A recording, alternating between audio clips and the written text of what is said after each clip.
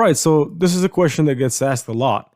Is user testing a scam or is it legit? Well, very easy to answer this question. No, it is not because it doesn't require any money from you. Okay. If it was a scam, they'll ask you for your card detail information. They'll ask you to pay them up front. They'll ask you to give them $70 and then $700 10 months after you get the $1,000,000. So that's how scams work.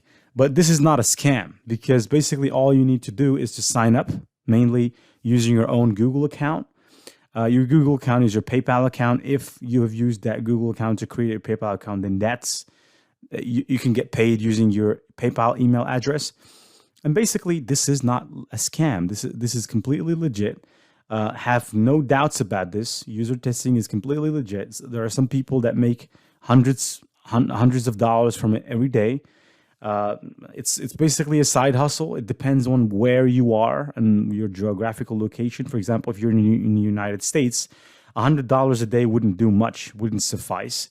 But in some other locations around the world, $100 is a salary, right? Is a salary in African countries and in these countries, actually, $1,000 will allow you to live luxuriously. So you can just have $1,000 and basically that's all you need for you get $1,000. You make that's a lot of money in those regions. And so user testing is not a scam. It is legit. And please go ahead and dig in. Stop the thing of doubting, because there are two things. You're either going to take action on this, you're going to make money with it, or you're going to take action once, or you're not even going to take action, or you're going to judge this. And so I don't want you to fall into that mistake.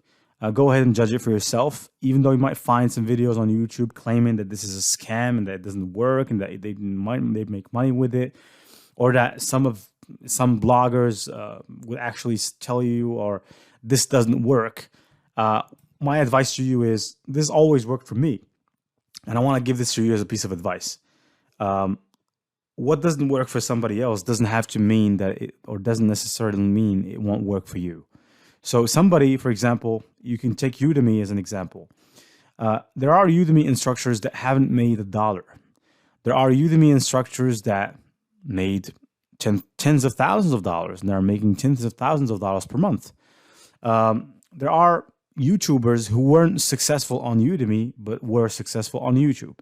There are Udemy instructors that are very successful on Udemy, but are not successful at all on YouTube.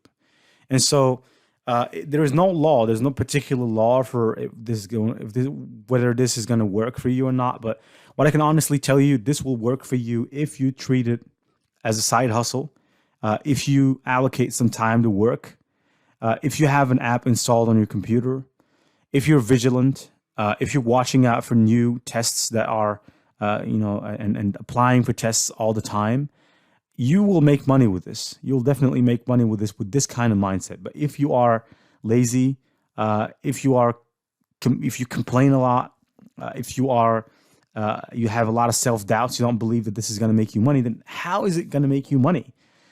You could walk through a treasure and you wouldn't be able to detect it if you don't believe that that's a treasure. You could see it.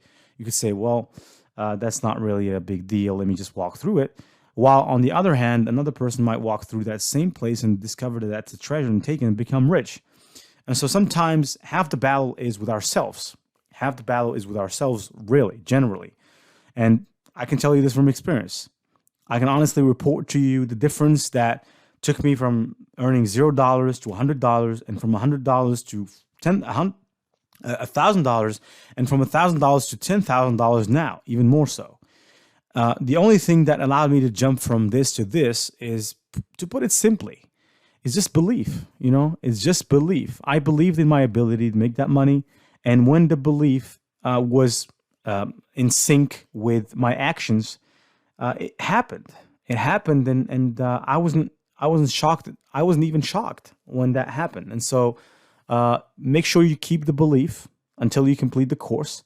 Keep the belief for at least a month until you try this method and try it and try it and try it and try it. And like they say, try and try until you die. That's very, very true. And make sure that you are the last person to quit in the room.